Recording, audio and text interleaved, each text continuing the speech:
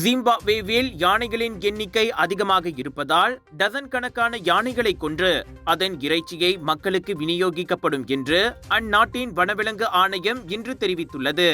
ஆப்பிரிக்க வட்டாரத்தில் போட்ஸ்வானாவிற்கு பிறகு உலகின் இரண்டாவது பெரிய யானை எண்ணிக்கையை கொண்ட நாடாக ஜிம்பாப்வே விளங்குகிறது.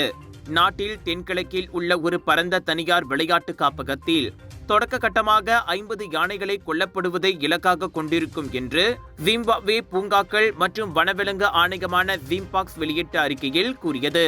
எனினும் மொத்தம் எத்தனை யானைகள் கொல்லப்படும் என்ற விவரம் வெளியிடப்படவில்லை. யானை இறைச்சி உள்ளூர் சமூகங்களுக்கு விநியோகிக்கப்படும் என்பதோடு அவற்றின் தந்தங்கள் அரசு சொத்தாக இருக்கும்.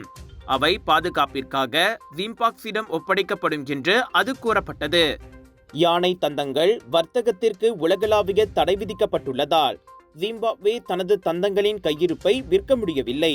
தலைநகர் அரேரேயில் 230 கிலோவிற்கும் அதிகமான தந்தங்களுடன் 4 பேர் கைது செய்யப்பட்டதை தொடர்ந்து தந்தங்களை வாங்குபவர்களை தேடும் நடவடிக்கை தீவிரமாக மேற்கொள்ளப்பட்டு வருகிறது.